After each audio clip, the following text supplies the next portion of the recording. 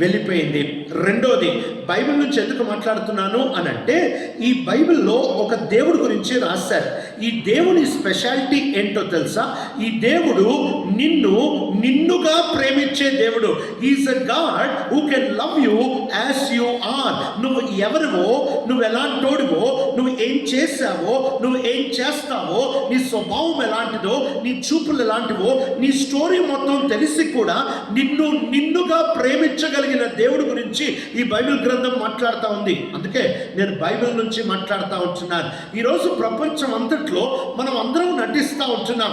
ఎవరు వాళ్ళ యాంగిల్లో నటిస్తూ ఉంటారు, ఎవరికి నచ్చినట్టు వాళ్ళు. ఎందుకు అని అంటే, అంతెందుకండి, మన ఇంట్లోనే చిన్నపిల్లలు ఉంటారు కదా. బై ది వే, చిన్నపిల్లలు అంటే గుర్తొచ్చింది. చాలాసార్లు మనం ఏమనుకుంటామంటే, చిన్నపిల్లలు దేవదూతలు అని అనుకుంటాం. చిన్నపిల్లలు ఇంట్లో ఉంటున్న వాళ్ళు ఎవరినైనా అడగండి, వాళ్ళు దేవదూతలు అంటే ఒట్టు, ఎవరు అనరు. ఒక ఆయన భలే చక్కటి పేరు పెడతా వచ్చాడు. ఏమన్నాడు అని అంటే, they are vipers and diapers అంట. అంటే పాములకి డైపర్లు వేస్తేట్టుంటుంది, పిల్లలు అట్లాంటి వాళ్ళు అంట.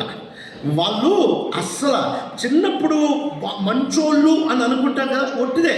ఈ పిల్లోడి చేతిలో ఫోన్ ఉంది, వాడు చూడండి చూస్తూ ఉంటున్నాడు.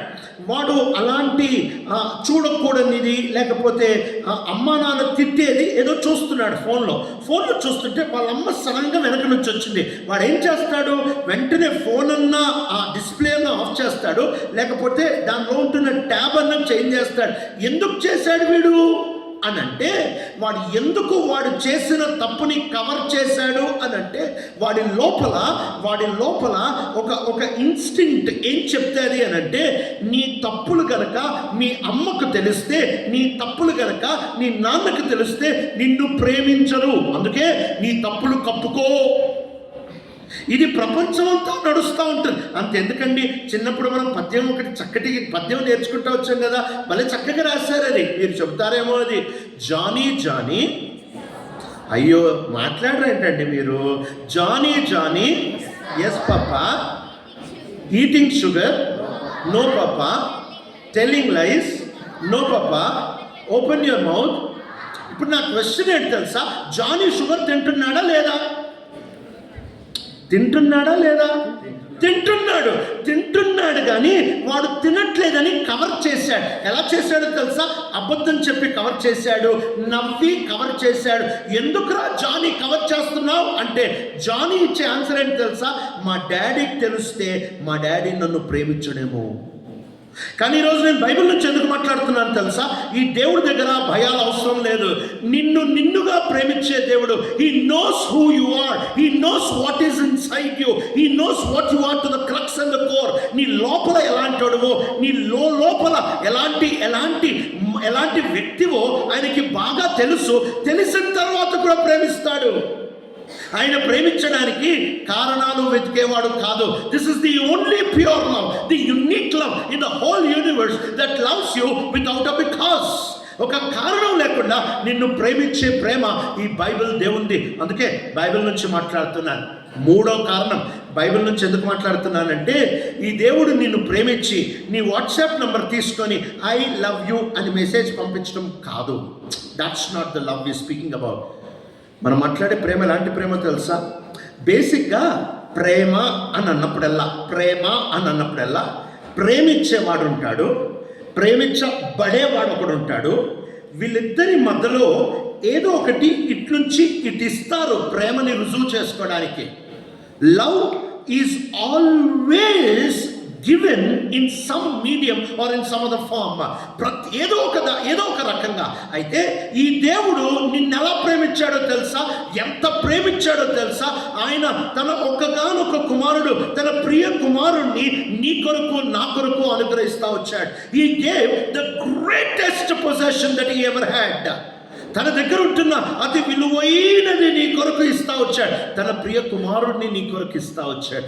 ఆయన జన్మనే మనం క్రిస్మస్ అని పిలుస్తూ ఉంటున్నాము. యేసు ప్రభు క్రిస్మస్తో ఆరంభం అవ్వలేదు, యేసు ప్రభు గుడ్ ఫ్రైడేతో అంతం అవ్వలేదు. దీన్ని ముందు మాట్లాడడానికి ప్రయత్నం చేస్తాను. ఆయన నీ కొరకు నా కొరకు జన్మిస్తూ వచ్చాడు. నేను బీదర్ నుంచి వచ్చాను. బీదర్ కర్ణాటక మాది. సో అక్కడి నుంచి వచ్చాను. అక్కడ బీదర్లో బసవేశ్వర్ చౌక్ అని ఒకటి ఉంటుంది. బసవేశ్వర్ చౌక్లో బస్సు అన్న ఒక గుర్రము సవారీ చేస్తూ ముందుకెళ్తున్నట్టు ఒక పెద్ద స్తూపం కట్టారు ఆ చౌక్లో. ఎందుకు అనంటే ఆయన ఏదో చేయడానికి ఒక మిషన్ మీద ముందుకెళ్తున్నట్టు చూపిస్తూ ఉంది. ఇంకా కొంచెం ముందుకెళ్తే అంబేద్కర్ సర్కిల్ అని ఒకటి ఉంటుంది బీదర్లో. అక్కడ అంబేద్కర్ గారిని చూస్తే ఆయన ఇలా చేయి పట్టుకొని ఏదో చెప్తున్నట్టు ఒక బుక్ పట్టుకొని ఉంటారు. ఎందుకు అని అంటే ఏదో చెప్తున్నాడు, ఏదో ప్రబోధిస్తున్నాడు అని. ఇంకా కొంచెం ముందుకెళ్తే సుభాష్ చంద్రబోస్ సర్కిల్ అని ఒకటి ఉంటుంది, చిన్న సర్కిల్. అక్కడ ఆయన గన్ను పట్టుకొని ఉంటాడు, వస్తే కాలుస్తాను రా అన్నట్టు. ఇలా ఒక్కొక్క సర్కిల్లో ఒక్కొక్కరు కనిపిస్తూ ఉంటారు. వీళ్ళందరి చిత్రాలు, వీళ్ళందరి స్టాచ్యూస్ ఎట్లుంటాయి తెలుసా? ఒక ఆయన్నేమో ప్రబోధిస్తున్నట్టు, ఒక ఆయనదేదో ప్రయాణం చేస్తున్నట్టు, శివాజీ గారినేమో రణరంగ వీరుడుగా కత్తి దూసి నేను యుద్ధం చేయగలను అన్నట్టు. ఇలా ఒక్కొక్కరు ఒక్కొక్కలాగా కనిపిస్తూ ఉంటారు. యేసు ప్రభుది మాత్రం, మీరు ఎప్పుడైనా ఆలోచించారో లేదో, యేసు ప్రభుది మాత్రం ఎట్లుంటుంది తెలుసా? చచ్చిపోయినట్టు ఉంటాయి. నేను చిన్నప్పుడు ఆలోచించండి, అరే ఈయన బతుకున్నట్టుందే, ఈయన బతుకున్నట్టుందే, ఈమె బతుకున్నట్టుందే, ఈయన బతుకున్నట్టుందే. చిన్నప్పుడు హైదరాబాద్లో పెరిగాను కాబట్టి ట్యాంక్ బండ్లో ఈ స్తూపాలన్నీ ఉండేవి. ఈ మధ్యకాలం నేను అంటే అంత గమనం ఉంచి చూడలేదు, కానీ స్తూపాలన్నీ ఉండేవి, కవులమన్నీ. ఒకరు రాస్తున్నట్టు, ఒకరు కూర్చున్నట్టు, ఒకరు మాట్లాడుతున్నట్టు అట్లా ఉండేది. కానీ జీసస్ ఎప్పుడు చూసినా నాకు ఒక డౌట్ ఉండేది, ఈనేంద్రబాయ్ అందరు చచ్చిపోయినట్టు ఉంటాడు ఏంది, అందరూ ఏదో చేస్తున్నట్టుంటే ఈనేంద్రబాయ్ చచ్చిపోయినట్టు ఉంటాడు అని అనిపించేది. ఆ తర్వాత అర్థమైంది, వీళ్ళు ఒక పని చేయడానికి వచ్చాడు, ఆయన వచ్చిందే ప్రాణం పెట్టడానికి. The reason he came is not just to live but to die. We are born to live, he was born to die. ఆయన ప్రాణం పెట్టడానికి వచ్చాడు. అందుకే మన జీవితానికి అర్థం ఎక్కడి నుంచి వస్తుంది అని అంటే ఆయన చెల్లించిన ఆ ప్రాణం పెట్టే ఆ ఎపిసోడ్ నుంచే జీసస్ ఎంత ప్రేమించాడంటే, ఒక కవి ఇలా రాశాడు. యేసు ప్రభు శిలువ మీద ఉన్నాడు, ఊహా కల్పితంగా రాశాడు ఒక కవి. ఏమన్నాడంటే, జీసస్ శిలువ మీద ఉన్నాడు, ఈ కవి వచ్చి అడుగుతా ఉంటున్నాడు, Jesus do you love me? Yesu నీవు నన్ను ప్రేమిస్తున్నావా? అవును. ఎంత ప్రేమిస్తున్నావు? ఇంత ప్రేమిస్తున్నాను అని చెప్పి ప్రాణం పెట్టాడంట. He said this much and he gave away his life. ప్రియుడా, నిన్నుగా ప్రేమించే ప్రేమే దొరకదంటే నీ కొరకు ప్రాణం పెట్టే ప్రేమ. ఎప్పుడైనా విన్నావా? ఎప్పుడైనా ఆలోచించావా? నిన్ను ఎంతగా ప్రేమించే అద్భుతమైన ప్రేమ అక్కడితో ఆగట్లే. చచ్చిపోయినోడి గురించి ఇంత ఘనంగా మాట్లాడుకోవాల్సిన అవసరం ఏముంది? ఆయన చచ్చిపోయి ఉంటే నేను ఇక్కడ వచ్చేవాడిని కాదు, నాకు టైం వేస్ట్, కూర్చోనున్న మీకు టైం వేస్ట్. కానీ ఆయన 3వ దినాన తిరిగి లేచాడు. సార్ మీ దగ్గర ఏమైనా హిస్టారికల్ ప్రూఫ్ ఉందా ఆయన తిరిగి లేచాడు అనే ప్రశ్న చాలామంది అడిగారు, అడగొచ్చు కూడా. ఈ రోజుల్లో కొన్ని యూనివర్సిటీస్కి వెళ్తా వచ్చినప్పుడు కొన్నిసార్లు ఇంటర్ఫెయిత్ ఫ్రెండ్స్తో మాట్లాడుతున్నప్పుడు వాళ్ళు అంటారు, అరే జీసస్ పుట్టాడు, ప్రూఫ్ ఉంది. జీసస్ పుట్టాడు, ప్రూఫ్ ఉంది. ఎందుకనంటే హిస్టరీని 2 పార్ట్స్గా డివైడ్ చేశారు. ఏంటి అనంటే బీసీ, బిఫోర్ క్రైస్ట్ అన్నారు. అంటే ఆయన ఒక రియల్ పర్సన్, మిథియాలజీ కాదు, ఆయన ఒక ఇమాజినరీ వ్యక్తి కాదు, ఊహా కల్పితముగా మనుషులు ఊహించిన ఒక ఊహాజీవి కాదు, ఆయన వాస్తవ వ్యక్తి. అందుకే చరిత్రలో క్రీస్తు శకం, క్రీస్తు పూర్వం, బిఫోర్ క్రైస్ట్, యానో డామినీ అని రాస్తా వచ్చారు. అయితే అది ఇప్పుడు మారింది లేండి, సిఈ బీసీఈ అని అంటున్నారు. బిఫోర్ కామనరా మళ్ళీ కామనరా ఎక్కడ వచ్చిందిరా అని అంటే మళ్ళీ జీసస్ దగ్గరికి వెళ్తారు. సో జీసస్ పుట్టాడు, ప్రూఫ్ ఉంది, హిస్టరీలో ప్రూఫ్ ఉంది. జీసస్ చచ్చిపోయాడు, దానికి కూడా ప్రూఫ్ ఉంది. జీసస్ చచ్చిపోయాడు, దానికి కూడా హిస్టరీలో ప్రూఫ్ ఉంది. You have historical proof. Romans ఆయన సిలువ వేసింది, ఆ తర్వాత ఇస్రాయలైట్స్ ఈయన చచ్చిపోయాడు అని డిక్లేర్ చేసింది, ప్రూఫ్స్ ఉన్నాయి. జీసస్ తిరిగి లేచాడు, హిస్టరీలో ఏమన్నా ప్రూఫ్ ఉందా? లేదు. మరి ఎలా చెప్తారు సార్, ఇంత గట్టిగా ఎలా చెప్తారు ఆయన తిరిగి లేచాడు అని అంటే? ఒక ప్రూఫ్ ఉంది కాబట్టి చెప్తున్నా. ఏంటా ప్రూఫ్ చెప్పనా? జీసస్ బ్రతికిన కాలంలో ఉంటున్న కొంతమంది ఆయన చనిపోయి తిరిగి లేచిన తర్వాత వాళ్ళకి ప్రత్యక్షమయ్యాడు. దాంట్లో కనీసం 500 మెంబర్స్ ఉన్నారు అని జీసస్ చచ్చిపోయిన తిరిగి లేచిన ఒక 30 years లోపల రాసి పెట్టారు. 500 మెంబర్స్ ఇంకా బతుకున్నారు. దాంట్లో కొంతమంది చచ్చిపోయారు, చాలా మంది బతుకున్నారు. వాళ్ళే ప్రూఫ్. వీళ్ళని పట్టుకొని గొంతు మీద కత్తి పెట్టి, రే జీసస్ లేవలేదని చెప్పండ్రా అని అంటే, లేదు సార్ ఆయన లేచాడు సార్. అరే నిన్ను చంపేస్తాం, చచ్చిపోతాను సార్, చచ్చిపోతా, కానీ ఆయన లేచాడు సార్. అరే ప్రాణం పోతుంది, పోనీ సార్ పోనీ, ఆయన లేచాడు. దానికి నేనే ప్రూఫ్. ఆ ఆరంభ సెంచరీలో కనీసం 40,000 పీపుల్ యేసు ప్రభు తిరిగి లేచాడు అన్న ఒక్క మాటని ధృవీకరించడానికి ప్రాణాలు పెట్టేశారు. Who will die for a lie? ఒక అబద్ధానికి ఎవడు చస్తాడు? ఒక అబద్ధానికి ఎవడు ప్రాణం పెడతాడు? ఇది బలమైన ప్రూఫ్. హీ ఈజ్ రిజన్, ఆయన తిరిగి లేచాడు అని అనడానికి. అందుకే బైబిల్ నుంచి మాట్లాడుతున్నాను. 5వ కారణం బైబిల్ నుంచి ఎందుకు మాట్లాడుతున్నాను అని అంటే, నీ జీవితం యొక్క అతి పెద్ద అక్కర తీర్చగలిగిందే ఈ బైబిల్ గ్రంథంలో ఉంటున్న వర్తమానం. That is the person of Jesus. Yesu అనే వ్యక్తి నీ జీవితం యొక్క అతి పెద్ద అక్కర్ని తీర్చగలడు. అందుకే నేను బైబిల్ గ్రంథంలోంచి మాట్లాడుతున్నాను. So five reasons I just take you through quickly. ఒక్కసారి అలా చెప్పుకుంటూ ముందుకు వెళ్ళిపోతాను. ఈ పుస్తకం అంతా ఎక్కువగా అమ్ముడుపోయిన పుస్తకం కానీ, తర్జుమా చేయబడిన పుస్తకం కానీ, ముద్రించబడిన పుస్తకం కానీ, కొనుక్కున్న పుస్తకం కానీ, చదువుకున్న పుస్తకం కానీ ప్రపంచంలో లేదు. అందుకే ఈ పుస్తకం నుంచి మాట్లాడుతున్నాను. రెండవది, ఈ బైబిల్ గ్రంథంలో నిన్నుగా ప్రేమించే దేవుడి గురించి రాశారు. అందుకే ఈ బుక్ నుంచి మాట్లాడుతున్నాను. మూడవది, ఈ బైబిల్ గ్రంథంలో నిన్ను ప్రేమించి నీ కొరకు ప్రాణం పెట్టే ఒక యేసు ప్రభు గురించి రాస్తా వచ్చారు. నాలుగవది, ఆయన తిరిగి లేచాడు అని ఈ పుస్తకం చెప్తా ఉంది. ఐదవది, నీ జీవితం యొక్క అక్కర తీరుస్తాను అని చెప్తా ఉంటున్నాడు. ఏంటి ఆ అక్కర? అదే వెనకాల రాసి పెడతా వచ్చారు. లూకా సువార్త 2వ అధ్యాయము 10-11 వచనాల్లో, I bring you good news of great joy that will be for all people, for now in the city of David is a redeemer born unto you. తెలుగులో ఎవరైనా చదవగలరా? లూకా సువార్త 2వ అధ్యాయము 10-11 వచనాలు తెలుగులో ఎవరైనా చదవగలరా? అయితే ఆ దూత, భయపడకుడి, ఇదిగో ప్రజలందరికీ కలగబోవు మహా సంతోషకరమైన సువర్తమానము నేను మీకు తెలియజేస్తున్నాను. దావీదు పట్టణమందు నేడు రక్షకుడు మీ కొరకు పుట్టి ఉన్నాడు, ఈయన ప్రభు అయిన క్రీస్తు. దానికిదే మీ కానవాలు. చాలండి. సో ఇక్కడ చెప్తా ఉంటున్న మాట, great Joy for all people, a saviour is born. ఈ 3 మాటలు కలపడానికి ప్రయత్నం చేస్తూ ఉంటున్నారు. గొప్ప సంతోషం, ఇది ప్రజలందరికీ, నేడు మీ కొరకు రక్షకుడు పుట్టాడు. ఎవరన్నా ప్రపంచంలో పుట్టిన తర్వాత రక్షకుడు అవ్వచ్చేమో, కానీ జీసస్ గురించి రాయబడతా ఉంటున్నా, ఆయన పుట్టుక గురించి రాయబడతా ఉంటున్నా. 3 మాటలు ఏంటో తెలుసా? మొట్టమొదటి, he was a born king. ఈ భూమి మీద రాజుగా పుట్టిన వాళ్ళు ఎవరు లేరు. పుట్టిన తర్వాత రాజు అవుతారు. రాజకుమారులుగా పుట్టిన వాళ్ళు ఉంటారేమో, కానీ రాజుగా పుట్టిన వాళ్ళు ఎవరు లేరు.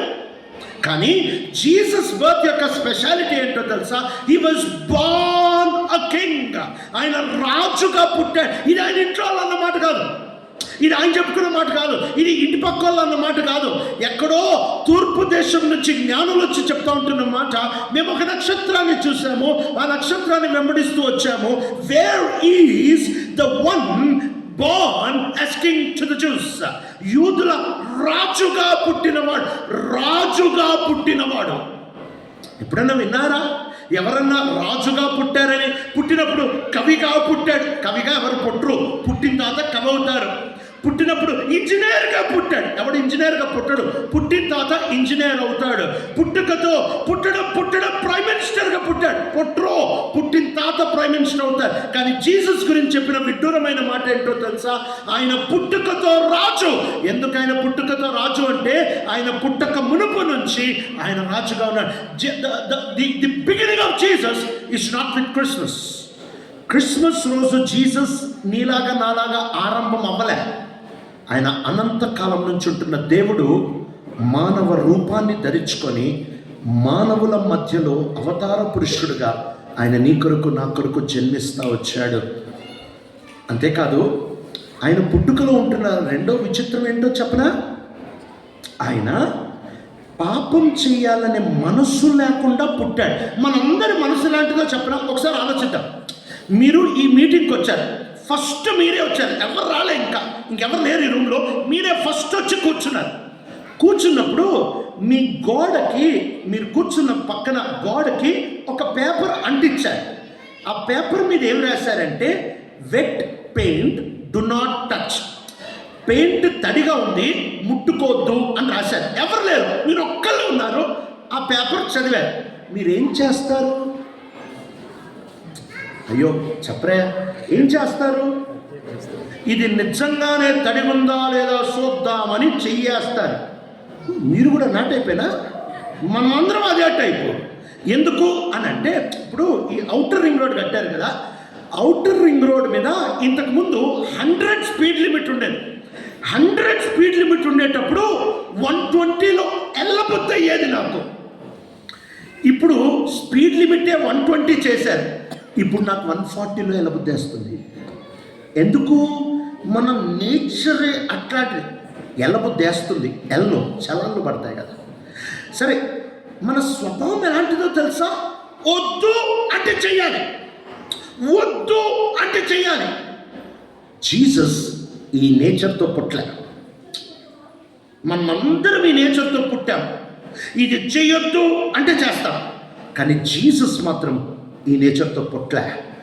మూడోది, ఆయన పుట్టుకతో రక్షకుడు. ఈ మాట వినంగానే, సార్ నన్నెందుకు రక్షించాలి సార్? నన్ను దేని నుంచి రక్షించాలి సార్? నాకెందుకు సార్ రక్షకుడు అని ఖచ్చితంగా మీలో ఒక ప్రశ్న వస్తుంది. ఒకసారి ఆలోచిద్దాం. బావిలో ఒకడు పడ్డాడు. పడిన తర్వాత ఆడి నీళ్ళలో మునుగుతూ రక్షించండి భయ్, రక్షించండి అని కేకలేస్తున్నాడు. ఏం చేస్తాము? పైనుంచుండి, సార్ బ్లింకిట్లో ఒక తాడు ఆర్డర్ చేసుకో సార్, తాడు పట్టుకొని పైకి వచ్చి అని అనవు. ఓ తాడు తీసుకొని వచ్చి ఆ తాడు వేస్తావు, ఆడు తాడు పట్టుకుంటాడు, నువ్వు పైకి లాగుతావు. బావిలో నుంచి రక్షించాలంటే తాడు గ్రేట్. ఒక ఇల్లు కాలిపోతుంది, ఒక ఇల్లు మంటలో కాలిపోతుంది, లోపల ఇద్దరు ఉండిపోయారు. వాళ్ళు రక్షించండి భయ్ అని అరుస్తున్నారు. దారిలో పోయేవాడు చూసి ఒరే అని చెప్పి అందరిని పిలిస్తే అందరు నీళ్లు పోసి మంటలు ఆపి ఆడిని రక్షిస్తాడు. వాడున్నాడు కడుపు నొప్పి బీభత్సం వచ్చి తట్టుకోలేక, రక్షించురా భయ్, తట్టుకోలేకపోతున్నాను అని అంటే, క్రిషన్ సార్ అని చెప్పి డాక్టర్ దగ్గర తీసుకెళ్తే ఆయన పెయిన్ కిల్లర్ ట్యాబ్లెట్ వేస్తాడు. బావిలో పడినోడిని రక్షించడం తాడు, ఇల్లు కాలిపోతున్నోడిని రక్షించడానికి నీళ్లు, కడుపు నొప్పితో బాధపడుతున్నోడిని రక్షించడానికి ట్యాబ్లెట్. మరి ఈ రక్షకుడు ఏంటి? అందరికీ రక్షకుడు అంట. ఏమైందని మాకు రక్షకుడు కావాలి? మేమేం బావిలో పడలేదే, మేమేం మంటింట్లో లేమే, మేమేం కడుపు నొప్పితో లేమే, మాకెందుకు రక్షకుడు అని అంటే, మనకు పెద్ద సమస్య ఉంది. ఏంటా సమస్య అని అంటే, పాపము, తప్పులు. మనల్ని ఏదైతే చేయొద్దంటాం అదే చేస్తాం. దాంట్లో మనం ఏం చేస్తున్నామో తెలుసా? నాకు దేవుడు అవసరం లేదు, I don't need God. Atheism is the natural front on which man loves to live. ఎందుకో చెప్తా, ఎందుకు మనకి దేవుడు అంటే నచ్చడో చెప్తా. మీకు ఒక చిన్న ఉదాహరణ ఇస్తే అర్థమవుద్ది. నేను ఇంటర్మీడియట్ చదివేటప్పుడు మా డాడీ ఆఫీస్కి వెళ్ళిపోయారు మార్నింగ్.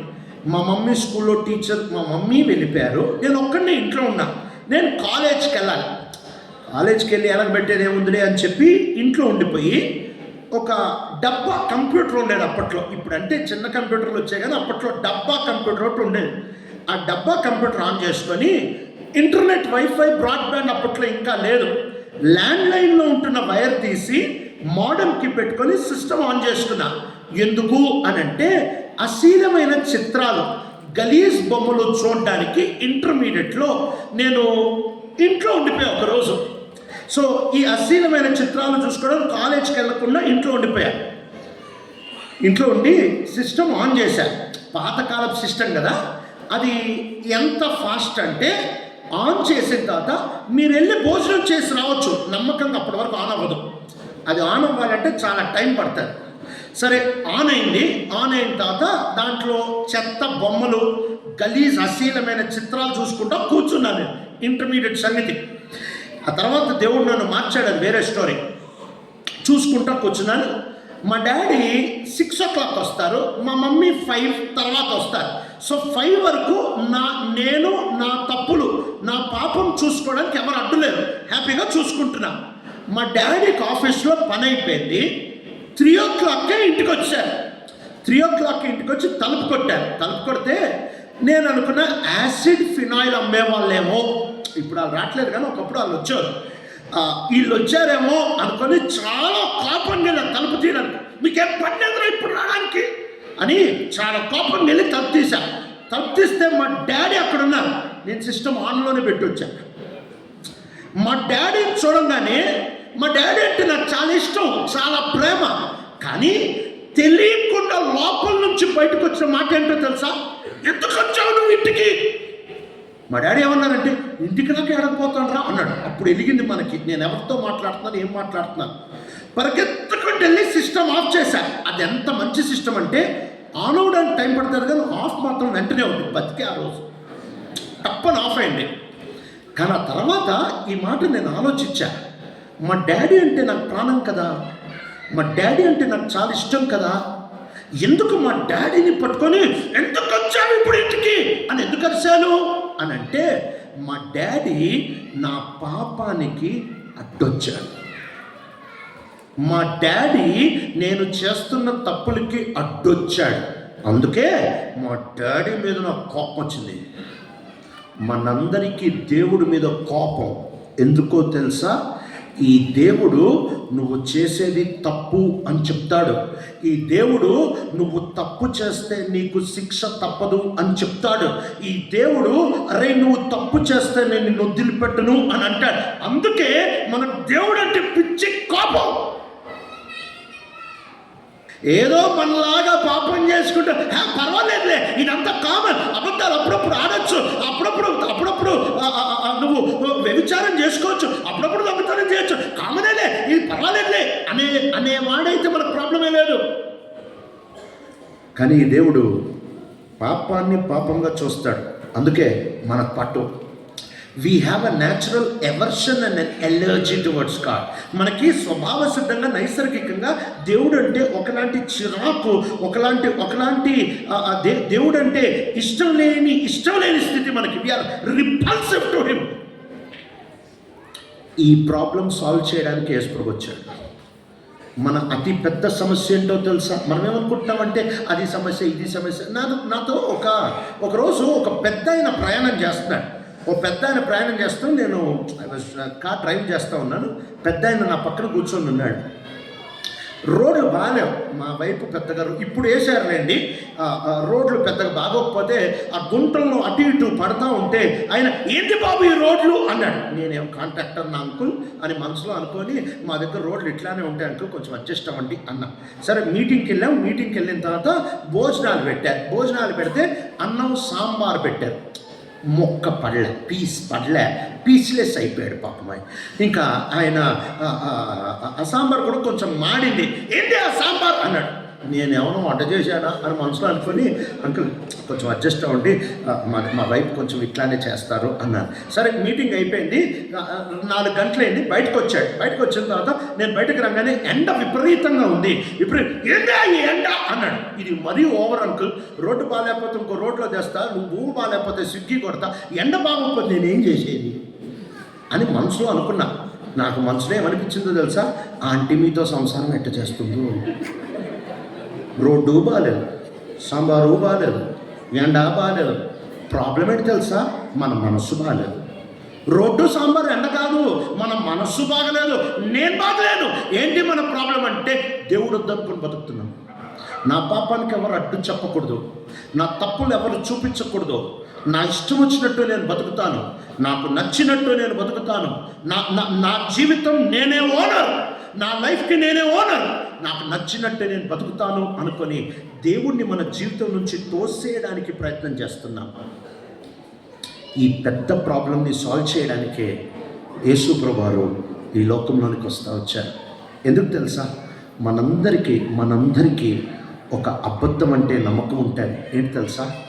తప్పు చేసి సంపాదిస్తే, తప్పు చేసి చూడకూడనిది చూస్తే, తప్పు చేసి చెయ్యకూడనిది చేస్తే నాకు తృప్తి వస్తుందేమో అనే అబద్ధం ఎవరు చెప్పారు? ఈనాటి కల్చర్ చెప్తుంది, ఈనాటి ప్రపంచం చెప్తుంది. నువ్వు తప్పులు చేసి ఎదిగితే, నువ్వు డబ్బు సంపాదిస్తే తృప్తిగా ఉంటావు, నువ్వు పేరు సంపాదిస్తే తృప్తిగా ఉంటావు, నువ్వు సుఖం సంపాదిస్తే తృప్తిగా ఉంటావు. కాదు కాదు, బైబిల్ చెప్తున్న సత్యం ఏంటి తెలుసా? నీకు దేవుడు దొరికితే నువ్వు తృప్తిగా ఉంటావు. Your greatest need is God. నీ అతి పెద్ద అక్కర దేవుడు. అందుకే ఆదికాండం 1వ అధ్యాయం అంటే బైబిల్ ఫస్ట్ పేజ్ నుంచి మాట్లాడుతున్నా.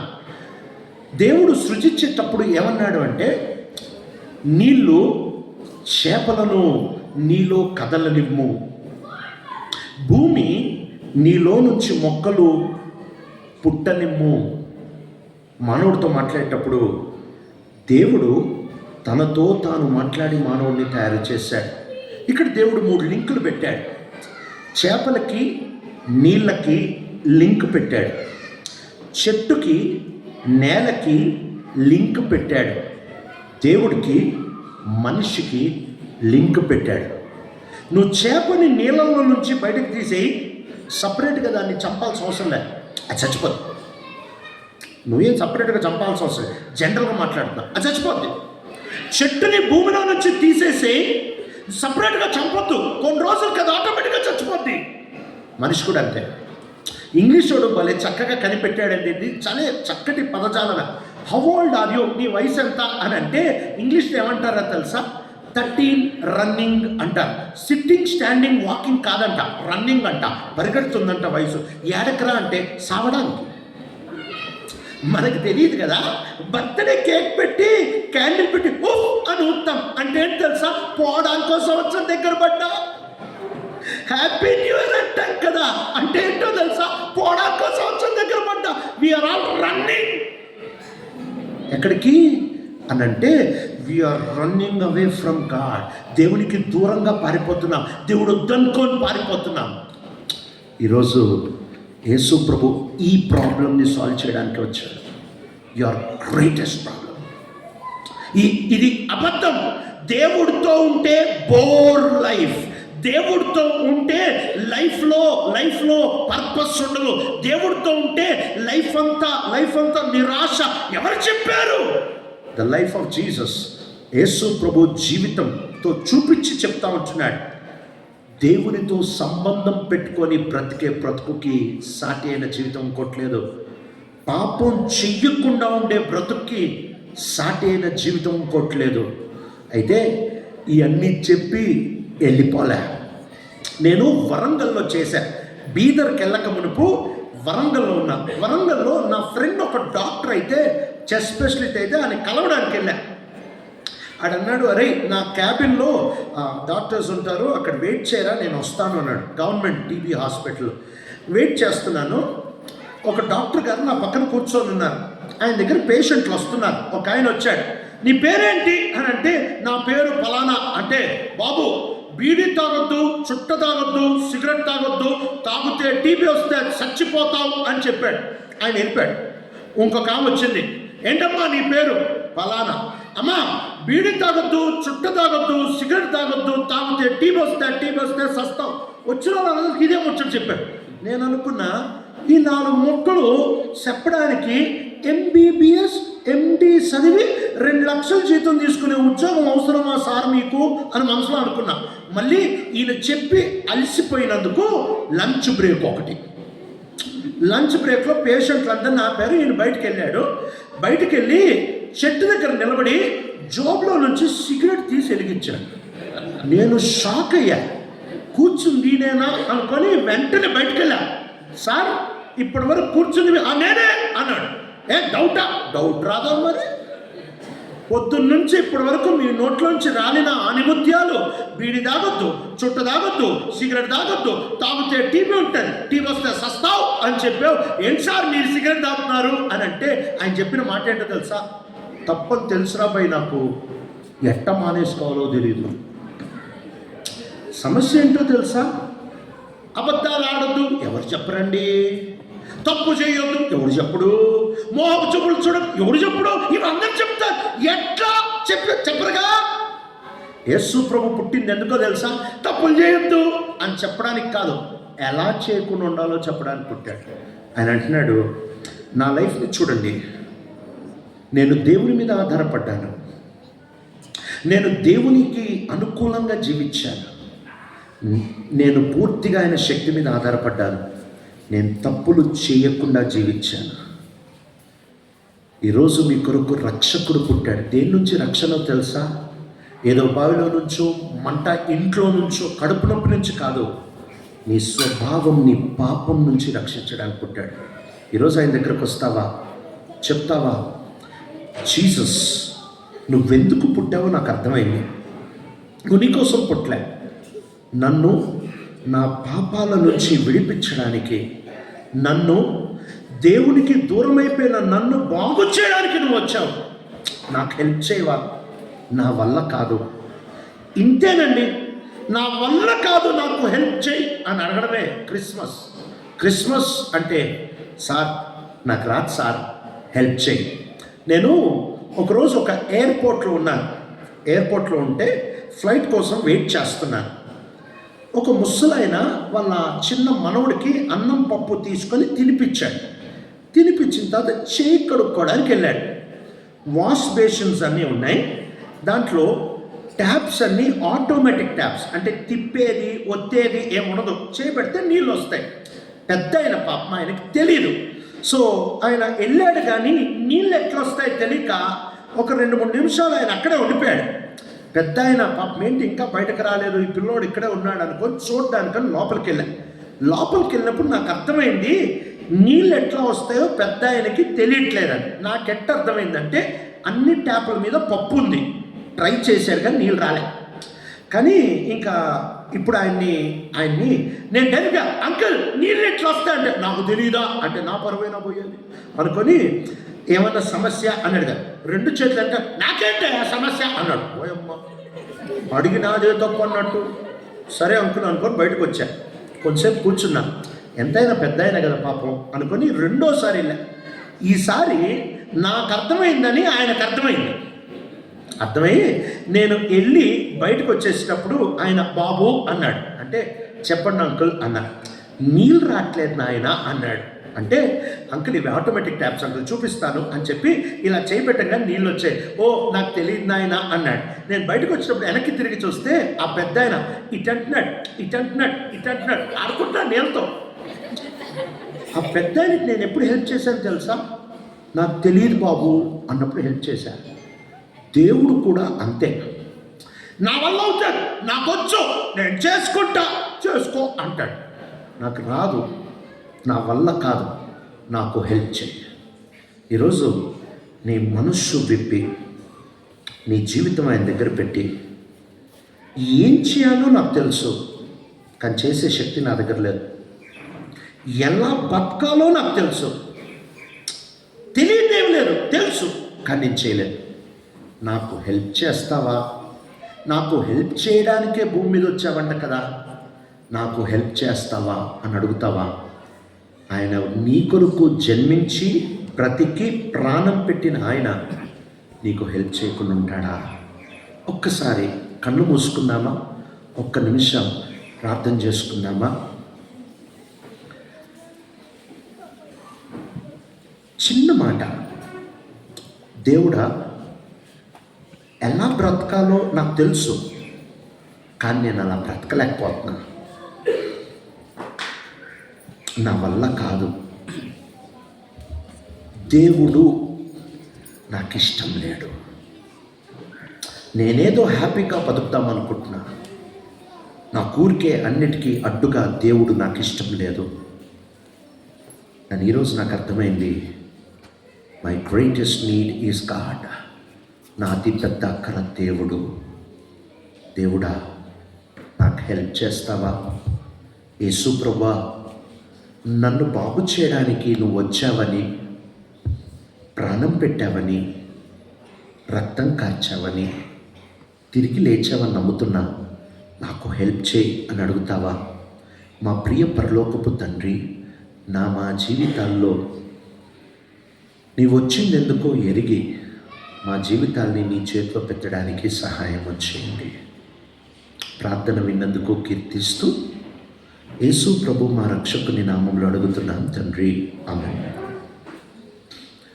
సో దిస్ ఈవినింగ్ ఈ సాయంకాల సమయంలో ఒక 2-3 నిమిషాలు హిందీలో కూడా మీతో మాట్లాడడానికి ప్రయత్నం చేస్తాం. 2-3 मिनट के लिए हम लोग आपसे हिंदी में बात करने के लिए सोच रहे हैं. క్రిస్మస్ అంటే ఒక పండగ మాత్రమే కాదు. क्रिसमस बोले तो एक त्योहार नहीं है. క్రిస్మస్ అంటే నీ జీవితాన్ని మార్చగలిగిన ఒక సందేశము. क्रिसमस बोले तो आपके जीवन को बदलने का एक सुसमाचार है. యేసు ప్రభు నిన్ను ప్రేమిస్తున్నాడు. प्रभु यीशु मसीह आपसे प्यार करते हैं. నువ్వెవరివన్నా కా, आप लोग कौन भी होंगे, నువ్వు నార్త్ ఇండియా కావచ్చు, సౌత్ ఇండియా కావచ్చు, आप लोग नॉर्थ इंडिया से होंगे या साउथ इंडिया से होंगे, నువ్వు మొగోడివి కావచ్చు, ఆడామవి కావచ్చు, आप लोग औरत होंगे या आदमी होंगे, నువ్వు ఎవరివన్నా కావచ్చు, आप लोग कौन भी रहे, యేసు ప్రభు నిన్ను ప్రేమిస్తున్నాడు. यीशु प्रभु आप लोगों से प्रेम करता है. ఆయన నీ జీవితాన్ని మారుద్దాము అని అంటున్నాడు. यीशु प्रभु आपके जीवन को बदलना चाहता है. ఆయన నిన్నెంత ప్రేమించాడంటే आप लोगों से यीशु प्रभु इतना प्यार किया है.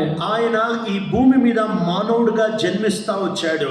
इस संसार में प्रभु यीशु मसीह मानव रूप में आया है. ఒక డ్రామాలో एक नाटक में ఒక ధనవంతుని కొడుకు యాక్షన్ చేస్తున్నాడు. एक अमीर आदमी उसके बच्चे को नाटक करवा रहा है. ఆ స్కూల్లో ఆ పిల్లోడికి అడుక్కునేవాడి వేషం వేశారు. उस स्कूल में उस बच्चे को भीख मांगने का नाटक करवा रहे हैं.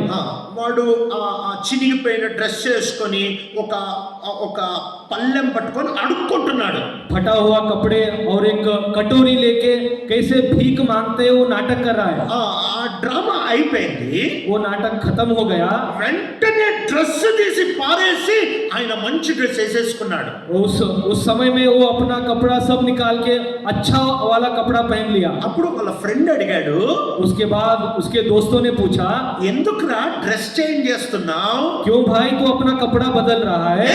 అది కాన్సెప్ట్ కోసమే, నాకు ఇష్టం లేదు అది అన్నాడు. अरे वो बहुत कम समय के लिए वो कपड़ा मुझे पसंद नहीं है. కొంచెంసేపే యాక్షన్ చేశాడు.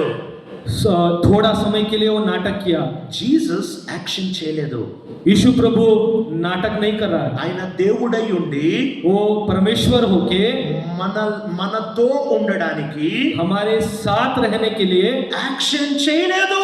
नाटक नहीं किया. ఆయన నీ కొరకు నా కొరకు నిజంగా మానవుడిగా వచ్చాడు. मेरे लिए आपके लिए वो सही में मानव रूप धार के इस धरती पे आया. మనలాగే జీవించాడు. हमारे जैसा वो जीवन किया. ఒక్క తప్పు కూడా చేయలేదు. एक पाप भी नहीं किया. యేసు ప్రభుతో ఉంటున్న వాళ్ళంటున్నారు ఈయనలో తప్పు లేదు. जो प्रभु यीशु मसीह के साथ रहते थे उन्होंने कहा ये एक भी पाप नहीं किया. ఆయన శత్రువులు అంటున్నారు సార్ ఈయనలో ఒక్క తప్పు కూడా లేదు. यीशु मसीह के दुश्मन बोल रहे कि भाई ये इसमें तो एक भी पाप नहीं है. గవర్నమెంట్ గవర్నర్, రోమన్ గవర్నర్ అంటున్నాడు ఈయనలో ఏ తప్పు లేదు. रोम के गवर्नर बोलता है कि इस यीशु में एक भी गलती नहीं है. ఏ తప్పు చేయకపోతే एक भी गलती जब नहीं किया है అంత దారుణంగా ఎందుకు చంపారు? उतना कठोर रीति से क्यों मार दिए? నీ మీద ఉంటున్న ప్రేమ చూపించడానికి, आपके ऊपर जो प्रेम है उसको साबित करने के लिए. నీ శిక్ష ఆయన తీసుకున్నాడు. आपके ऊपर जो शिक्षा आना था वो उसके ऊपर ले लिया. నీ శాపం ఆయన తీసుకున్నాడు. आपके ऊपर जो शाप आना चाहिए था वो प्रभु यीशु मसीह ने उसके ऊपर ले लिया. ఆయన అవన్నీ తీసుకొని वो सब उसके ऊपर लेके నిన్ను ప్రేమిస్తున్నాను అంటున్నాడు. मैं तुझे प्रेम करता हूँ ये बोल रहा है। క్రిస్మస్ అంటే ఏంటో తెలుసా? क्रिसमस बोले तो क्या? పాటలు, गाना गाना, కేక్ కటింగ్, केक काटना, భోజనాలు, खाना खाना, సూటు, सूट पहनना, మంచిదే. ये सब ठीक है, కానీ ఇది కాదు. लेकिन वो सही नहीं है। యేసు ప్రభు నిన్ను ప్రేమిస్తున్నాడు. यीशु प्रभु आपसे प्रेम करता है। నీ తప్పులో శిక్ష తీయడానికే ఈ లోకానికి వచ్చాడు. आपके पाप के द्वारा जो शिक्षा आपके ऊपर आना चाहिए था उसको निकालने के लिए प्रभु यीशु मसीह संसार में आया। నీకు ఒక అర్థం ఇవ్వడానికి వచ్చాడు. आपके जीवन को एक अर्थ देने के लिए आया। నువ్వు చేయవలసింది ఇంతే. आप करने का काम एक ही है। నేను చేతగానోడిని, నాకు హెల్ప్ చేయి ప్రభా. मेरे हाथ से कुछ नहीं होता प्रभु, मुझे मदद कर। దేవుడి వాక్యాన్ని దీవించును గాక. प्रभु यीशु मसीह इस वचन को आशीष दे। Thank you. Thank you.